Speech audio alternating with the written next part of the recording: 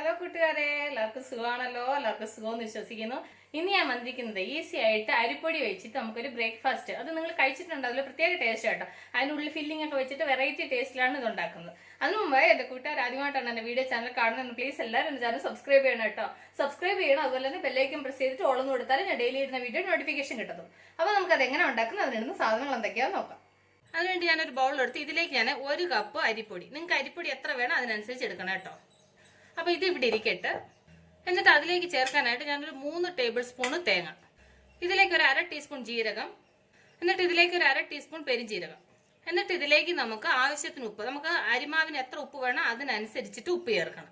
ഇനി ഇത് വെള്ളമൊന്നും ചേർക്കാതെ നന്നായിട്ടൊന്ന് അരയ്ക്കണം. അപ്പം ഞാനിതൊന്ന് അരച്ചുകൊണ്ട് വരട്ടെ. ഇതിനകത്ത് ഞാൻ വെള്ളം ചേർക്കാതെ അരയ്ക്കാന്ന് ചോദിച്ചപ്പോൾ ഇത് ഭയങ്കരമായിട്ട് തരിതരിയായിട്ടിരിക്കും. നമുക്ക് ഒരു ഡ്രോപ്പ് വെള്ളം ഒഴിച്ചു കൊടുക്കാം, ഒരുപാട് വേണ്ട കേട്ടോ, ഇത്രയും മതി. ഇനി ഇത് നന്നായിട്ട് അരയ്ക്കും. കണ്ടില്ലേ, ഇതുപോലെ അരച്ചെടുത്തു. അപ്പൊ ഇതുപോലെ നൈസായിട്ട് ഇത് നന്നായിട്ട് അരഞ്ഞിട്ടുണ്ട്. അപ്പൊ ഇത് ഇവിടെ ഇരിക്കട്ടെ. ഇനി ഇത് നമുക്ക് ഈ അരച്ചുകൊണ്ട് വന്നത് ഈ അരിപ്പൊടിയിലേക്ക് ചേർത്ത് കൊടുക്കാം. എന്നിട്ട് ആദ്യം ഇത് കൈകൊണ്ട് ഈ അരിപ്പൊടി നമ്മൾ ഈ അരച്ച തേങ്ങ ഇതും കൂടെ നന്നായിട്ട് മിക്സ് ചെയ്യണം. അപ്പൊ ഇത് നന്നായിട്ട് മിക്സ് ചെയ്തു. ഇനി നമുക്ക് ഇതിലേക്ക്, അപ്പൊ ഞാൻ ആൾറെഡി വെള്ളം തിളപ്പിക്കാൻ വെച്ചായിരുന്നു. വെള്ളം നന്നായിട്ട് തിളച്ചിട്ടുണ്ട്. ഈ തിളച്ച വെള്ളം കുറേശ്ശെ ഈ അരിമാവിലോട്ട് ഒഴിച്ചിട്ട് ഇത് നന്നായിട്ട് നമുക്ക് മിക്സ് ചെയ്യാം. കുറേശ്ശെ ഒഴിക്കാവൂ, ഒരുപാട് വെള്ളം ഒരുമിച്ച് ഒഴിക്കില്ല കേട്ടോ. കാരണം ഞാനിപ്പോൾ ഇത് 1 കപ്പ് അരിപ്പൊടിക്ക് 2 കപ്പ് വെള്ളമാണ് എടുത്തേക്കുന്നത്. അത് കറക്റ്റ് അളവാവും തോന്നുന്നു. നമുക്ക് മിക്സ് ചെയ്ത് നോക്കാം. നമ്മൾ ഇടിയപ്പത്തിന് മാവ് കുഴക്കത്തില്ല, ആ ഒരു അളവിനാണ് മാവ് കുഴക്കേണ്ടത്. കാരണം ഇത് ചൂടായതുകൊണ്ട് നമുക്ക് കൈയിട്ട് കുഴക്കാൻ പറ്റത്തില്ല. അതുകൊണ്ടാണ് ഞാൻ ഈ തവി വെച്ചിട്ട് ഇത് മിക്സ് ചെയ്യുന്നത്. അപ്പോൾ ഞാൻ എടുത്ത വെള്ളം മുഴുവൻ ഇതിലേക്ക് ഒഴിച്ചു കേട്ടോ. ഞാൻ 1 കപ്പിന് 2 കപ്പ്, അത് ഞാൻ പിന്നെയും പറയുന്നതിൻ്റെ കാരണം വെച്ചാൽ അളവാണ് ഞാൻ കറക്റ്റായിട്ട് പറയുന്നത്. ഇത് നന്നായിട്ടൊന്ന് മിക്സ് ചെയ്തിട്ട് ഇത് തണുക്കാൻ വിടണം. കാരണം നമുക്ക് ഈ ചൂടോടെ നമുക്ക് കൈയിട്ട് ഇത് കുഴയ്ക്കാൻ പറ്റത്തില്ല. അതുകൊണ്ട് ഇത് തണുത്തെങ്കിലേ നമുക്ക് കുഴയ്ക്കാൻ പറ്റത്തുള്ളൂ. അപ്പോൾ ഇത് ഇവിടെ ഇരുന്നൊന്ന് തണുക്കട്ടെ. തണുത്ത് കഴിഞ്ഞിട്ട് നമുക്ക് കൈ കൊണ്ട് നന്നായിട്ട് കുഴയ്ക്കാം. തണുത്താൽ ഒരു മീഡിയമായിട്ടൊന്ന് തണുത്താൽ മതി, ഒരുപാട് അങ്ങ് തണുക്കണ്ട. നമുക്ക് കൈയിട്ട് കുഴയ്ക്കാൻ പറ്റുന്ന രീതിയിൽ ഇത് തണുക്കണം. അപ്പോൾ ഇത് ഇവിടെ നിന്ന് തണുക്കിട്ട് ആ നേരത്തെ നമുക്ക് ഇതിനകത്ത് വെക്കാനുള്ള ഫില്ലിങ് തയ്യാറാക്കാം. അതിനുവേണ്ടി ഞാൻ ചീഞ്ചട്ടി അടുപ്പ് വെച്ച് ചീഞ്ചട്ടി നന്നായി ചൂടാ. ഇതിലേക്ക് നമുക്ക് 1 ടേബിൾ സ്പൂൺ എണ്ണ ഒഴിച്ചു കൊടുക്കാം. എണ്ണ നന്നായി ചൂടാകുമ്പോൾ ഞാൻ ഇതിലേക്ക് വലിയൊരു സവാള ചെറുതായിട്ട് അരിഞ്ഞത്, എന്നിട്ട് ഈ സവാള നന്നായിട്ടൊന്ന് ഫ്രൈ ആവണം. ഇതിലേക്ക് മസാലയ്ക്ക് ആവശ്യത്തിന് ഉപ്പൂടെ ചേർത്ത് കൊടുക്കാം. അപ്പോൾ സവാള വേഗം വഴണ്ട് വരികയും ചെയ്യും. നമ്മൾ ആൾറെഡി മാവ് കുഴക്കാൻ നേരത്ത് ഉപ്പ് ചേർത്തായിരുന്നു, അതുകൊണ്ട് ഈ മസാലയ്ക്ക് വേണ്ടുന്ന ഉപ്പ് മാത്രം ചേർത്താൽ മതി. ഇനി ഈ സവാള നന്നായിട്ടൊന്ന് ഫ്രൈ ആവട്ടെ.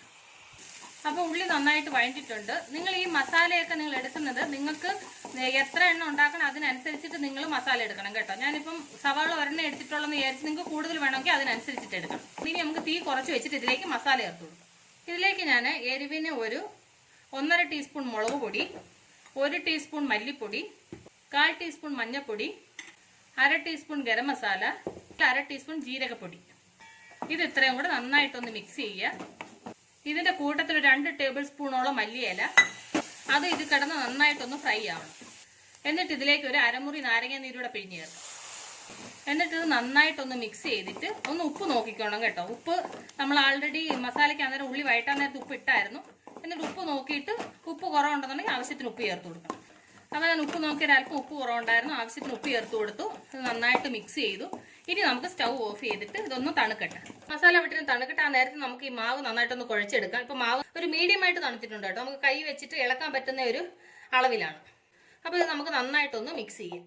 അപ്പോൾ ഇതുപോലെ നന്നായിട്ട് കുഴച്ചെടുത്ത്, കണ്ടില്ലേ ഞാൻ ആ 1 കപ്പ് അരിപ്പൊടിക്ക് 2 കപ്പ് വെള്ളം എന്ന് പറഞ്ഞപ്പോൾ അത് കറക്റ്റ് അളവിന് ആയി. കാരണം വെച്ചാൽ ഞാൻ പിന്നെ വേറെ വെള്ളം ചേർക്കേണ്ടിയും വന്നില്ല, വെള്ളം കൂടിപ്പോയിട്ടുമില്ല, സെയിം അളവിനായി കേട്ടോ. അപ്പോൾ നിങ്ങൾ കറക്റ്റ് അളവിന് അരിപ്പൊടിയും കറക്റ്റ് അളവിന് വെള്ളം എടുത്താൽ മതി കേട്ടോ. ഈ ഒരു അളവിന് മാവ് നമുക്ക് കുഴച്ചെടുക്കാൻ പറ്റും. അപ്പോൾ ഇത് റെഡിയുണ്ട്. ഇനി ഞാൻ ഈ കൈ ഒന്ന് കഴുകട്ടെ. എന്നിട്ട് കയ്യിലേക്ക് കുറച്ച് എണ്ണ ഇതുപോലെ തടവിയിട്ട് ഇതിൽ നിന്ന് ചെറിയൊരു ബോൾ കേട്ടോ, ഒരുപാട് വലുതായിട്ടും വേണ്ട, ഒരുപാട് ചെറുതായിട്ടും വേണ്ട, നമ്മൾ കുഴക്കട്ടിക്ക് എടുക്കുന്ന ഒരു പരുവത്തിന് വേണം ബോൾ എടുക്കാൻ. ഇതിനി എന്നാ ചെയ്യണമെന്ന് വെച്ചാൽ ഇത് നമ്മളുടെ ഈ കയ്യിലോട്ട് വെച്ചിട്ട് ഇത് നന്നായിട്ടൊന്ന് പരത്തണം. നമ്മൾ ആൾറെഡി ഈ മാവിനകത്ത് നമ്മൾ ജീരകവും തേങ്ങയും പെരിഞ്ജീരകവും ഉപ്പും എല്ലാം ചേർത്താണ് നമ്മൾ മാവ് കുഴച്ചേക്കുന്നത്. അപ്പോൾ അതിനൊരു പ്രത്യേക ടേസ്റ്റ് ഉണ്ടാവും. അതിൻ്റെ കൂടെ നമ്മൾ ഇതിൻ്റെ ഉള്ളിലേക്ക് നമ്മൾ ഫില്ലിങ് വെച്ച് കൊടുക്കുന്നുണ്ട്. എന്നിട്ട് ഇത് ജസ്റ്റ് ഇതുപോലൊന്ന് സൈഡ് ഇതുപോലൊന്ന് ഫോൾഡ് ചെയ്യുക.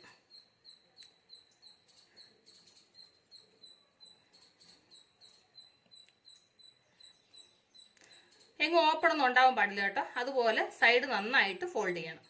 അത് ജസ്റ്റ് ഒന്ന് നമ്മൾ പ്രസ് ചെയ്താൽ മതി, അതങ്ങ് ഒട്ടിക്കോളും. കണ്ടില്ലേ? അപ്പൊ ഞാൻ ഇതുപോലെ ഇത് ഫോൾഡ് ചെയ്തെടുത്തു. അപ്പം ബാക്കിയുള്ളത് ഞാൻ ഇതുപോലെ ഒന്ന് ആക്കിയെടുക്കട്ടെ.